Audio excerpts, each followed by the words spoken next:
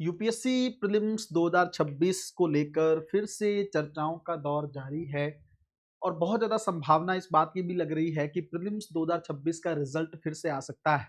न्यायपालिका ने कहीं न कहीं पे यूपीएससी से सवाल पूछा है, यूपीएससी को जवाब दाखिल करने के लिए समय दिया है और ऐसी सिचुएशन में एक बहुत बड़ा सवाल उठ रहा है कि अगर 16 नंबर प्रीलिम्स एग्जामिनेशन में ऊपर-नीचे हुए हैं, तो कितने सारे बच्चों का रिजल्ट जो है प्रीलिम्स में प्रभावित हुआ होगा।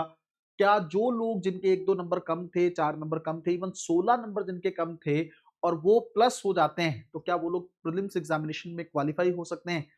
और अगर प्रीलिम्स एग्जामिनेशन का रिजल्ट दोबारा आता है, तो मेंस एग्जामिनेशन जो कल से शुरू होने वाला है, उसका क्या होगा?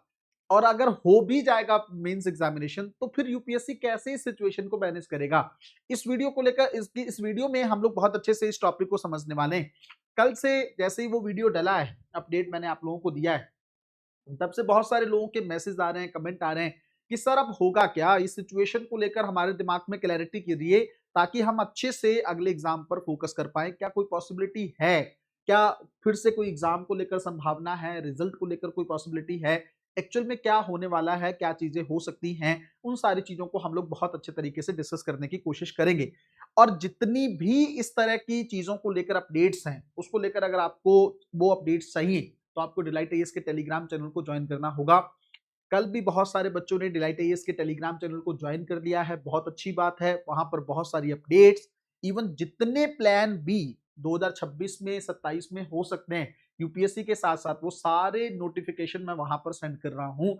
तो आप पर्सनली मैं आपको यही सजेस्ट करूँगा कि अपडेट्स के लिए डिलाइट आईएएस के टेलीग्राम चैनल को ज्वाइन कर लो। उसका जो लिंक है वो डिस्क्रिप्शन में भी मेंशन है और मैं इस वीडियो के कमेंट सेक्शन में भी पहला कमेंट जो है पिन्ड करके उसको रख दूँगा। जल्दी से इसको समझते हैं। सबसे पहली बात तो ये है कि यूपीएससी प्रीलिम्स एग्जामिनेशन 2026 जब हुआ था, तब भी बहुत सारे इश्यूज थे। क्या इश्यूज थे? बहुत अनप्रेडिक्टेबल पेपर पूछा गया था और मैं सीधे तौर पर अगर एक लाइन में ये बात कहूं कि पेपर इस तरह का नहीं था जो प्रीलिम्स एग्जामिनेशन का होना चाहिए। आपके मन में आता होगा सर यूपीएससी का एग्जाम है, इतना कठिन एग्जाम है तो डिफिकल्टी आएगा ना, आसान थोड़ी आएगा। लेकिन डिफिकल्ट आप बनाओ, कठिन बनाओ, लेकिन कंटेंट से बनाओ ना। आप इस तरह की चीजों से पेपर बना रहे हो जिसके बारे में बच्चा पहुंच ही नहीं पा रहा। तो ये बड़ा ही उस समय एकदम इशू क्रिएट हो गया था। बहुत सारे बच्चे जिन्होंने बहुत मेहनत की थी, सालों की मेहनत थी, जिनका अंतिम प्रयास था वो भी प्रीलिम्स एग्जामिनेशन से बाहर हो गए, है ना? या उनका पेपर अच्छा नहीं हुआ। लेकिन इस चीज को लेकर एक एक स्थिरता तब आई जब यूपीएससी के चेयरमैन ने आंसर की जारी करने से पहले ये बात कही कि भाई जो यूपीएससी का इस साल का पेपर है वो मानता हूं बहुत डिफिकल्ट रहा है, लेकिन उसको तैयार किया गया है ऑथेंटिक सोर्स से। और आप लोगों को पता हो इस बार सुप्रीम कोर्ट के आदेश पर यूपीएससी ने इतिहास में पहली बार प्रीलिम्स की प्रोविजनल आंसर की जारी की। प्रोविजनल आंसर की इसलिए क्योंकि फाइनल आंसर की अभी भी पूरा सर्कल खत्म होने के बाद ही आएगी। प्रीलिम्स आंसर की जारी करने के बाद जैसे ही बच्चों ने उन सवालों को मैच किया, तो फिर पता लगा कि कम से कम 8 सवाल ऐसे हैं जिनमें या तो फैक्चुअल एरर है या ऑथेंटिक सोर्स में उसका आंसर गलत दिया हुआ है, उसकी इंफॉर्मेशन यूपीएससी से मैच नहीं कर रही। और ऐसी बहुत सारी चीजें हैं जिसके बहुत सारे क्वेश्चन ऐसे हैं जिनके ऑप्शन ही चारों में मैच नहीं कर रहा है। मतलब जो आंसर होना चाहिए वो आंसर है ही नहीं, ए बी सी डी में है ही नहीं। तो बच्चा कहां से उसको अटेम्प्ट करे और कैसे इस चीज को गेस करे कि यूपीएससी इसका कौन सा आंसर मानेगा, है ना? तो ये सारी दुहाइयां यूपीएससी एस्पिरेंट ने कैट में दी है ना, जो आपको पता है कि एक एक ट्रिब्यूनल के तौर पर काम करता है एडमिनिस्ट्रेटिव समस्याओं को लेकर, ताकि न्यायपालिका पर बर्डन उतना ज्यादा ना रहे। उसका ऑब्जेक्टिव तो ये है। तो कैट ने यूपीएससी से एक सवाल पूछा कि भैया आप ये बताओ, ये जो 8 क्वेश्चन हैं इनको लेकर आपका स्टैंड क्या है? क्या आपको लगता है कि इन सवालों में प्रॉब्लम है? एक सवाल और बच्चों ने पूछा है, क्या सर सीसेट के भी सवाल हैं? नहीं, सिर्फ और सिर्फ जनरल स्टडीज का जो पेपर 1 हुआ है उसके 8 क्वेश्चन को लेकर बच्चों ने, क्योंकि सीसेट को लेकर तो शायद यूपीएससी एक्सेप्ट भी नहीं करता इन सवालों को कि सीसेट में क्या है ना, प्रॉब्लम हो जाती है। मान लो आप कॉम्प्रिहेंशन के आंसर को लेके गए, तब तो यूपीएससी कहेगा ना कॉम्प्रिहेंशन तो हमारी मर्जी से चलेगा भाई, उसके आंसर आप कहां से खोज के लाए हो? उस इसलिए सीसेट के सवाल नहीं है।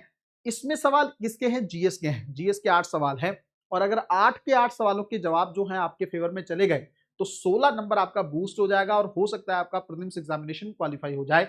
अब सीधे तौर पर मैं आपको लेकर आता हूं रियलिटी पे भी, इसको भी समझना जरूरी है।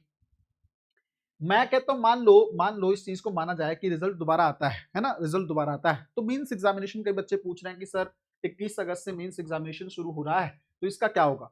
देखो मेंस चाहे यूपीएससी करवा ले, उससे क्या फर्क पड़ता है? मेंस एग्जामिनेशन अगर हो भी जाएगा, उससे भी यूपीएससी इस बात से थोड़ी ना बच सकता है कि भाई मेंस एग्जामिनेशन हो गया, अब तो मैं क्या करूं, अब मैं कुछ नहीं कर सकता। अरे गलती की है आपने, गलती चाहे किसी भी स्टेज पे क्यों ना हो, और ये इस साल होना ही था क्योंकि पहली बार यूपीएससी ने प्रीलिम्स की आंसर की जारी की है। इससे पहले तो यूपीएससी गेम खेल जाता था। यूपीएससी लास्ट टाइम पीरियड में जब सारा सर्कल खत्म हो जाता था और अगले साल का प्रीलिम्स एग्जामिनेशन सामने पड़ा होता था, 2-4 दिन पहले आंसर की जारी करता था। अभी भी यही करता है ये, ताकि बच्चों को इशू हो। अगर पहली बात तो पुराने साल की आंसर की कोई देखता नहीं था, और अगर किसी को लगा कि इस सवाल में दिक्कत है, तब तक वो अगले साल का पेपर दे देता था, तो फिर वो उसमें उलझ के रह जाता था। ये यूपीएससी का एक ट्रैप था जिसको उसने कई साल चलाया। इस बार यूपीएससी ने क्या किया, क्योंकि फंस गया सुप्रीम कोर्ट के आदेश के चलते, तो यूपीएससी ने कहा ठीक है भाई, मैं दे दूंगा, प्रोविजनल आंसर की दे दूंगा और 7 दिनों के अंदर ही दे दूंगा। ठीक है, आंसर की दी तो ये मामला चला गया कोर्ट में। आंसर की में आंसर मैच नहीं कर रहे जो बच्चों के आंसर हैं, और उस आंसर के अकॉर्डिंग या फिर ऑथेंटिक सोर्स में जो इन्फॉर्मेशन दे रखी है वो उस आंसर से मैच नहीं कर रही, या कुछ ऑप्शंस ही नहीं है। तो फिर अब एस्पिरेंट्स क्या करें? अब आप एक चीज खुद से भी समझो, मैंने हमेशा एस्पिरेंट का ये पक्ष लिया है कि देखो, चाहे आधा नंबर भी यूपीएससी के चलते गलत हुआ है ना, और उसके चलते बच्चा बाहर हुआ है, तो यूपीएससी की अकाउंटेबिलिटी फिक्स होनी ही चाहिए। आप लोगों को पता होगा, पिछले साल यूपीएससी के रिजल्ट को लेकर भी मैंने सवाल उठाया था। इस साल प्रीलिम्स पेपर हुआ तो सबसे ज्यादा वीडियोस डिलाइट आईएएस के मंच पे आई इस चीज को लेकर कि ये गलत है। आप इस चीज को लेकर अपनी पीठ नहीं थपथपा सकते कि आप बहुत अनप्रडिक्टेबल टाइप का पेपर पूछ रहे हैं। पेपर ऐसा होना चाहिए, डिफिकल्ट बनाओ कोई प्रॉब्लम नहीं है, लेकिन ऐसा तो हो जो मेहनत करने वाले बच्चे पास कर सकें। ये तो बिल्कुल जैसे लक का गेम बना दिया, तुक्के का गेम बना दिया, वो भी एक अच्छी बात नहीं है। सालों की बच्चों की मेहनत होती है, इतना सारा पैसा, इतना सारा टाइम, इतनी एनर्जी उन्होंने इन्वेस्ट करके रखी होती है, तो इसलिए बहुत ज्यादा इसको लेकर जरूरी है कि ध्यान दिया जाए।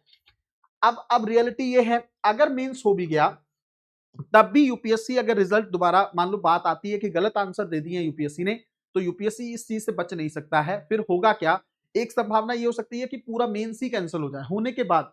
पॉसिबिलिटी है, इसमें कोई दिक्कत नहीं है। आप कहोगे सर ये बहुत बड़ी बात है, कोई प्रॉब्लम नहीं है। गलती अगर इंस्टीट्यूट की है तो फिर तो उसमें चाहे कितना बड़ा लॉस हो जाए ये मैटर नहीं करता है।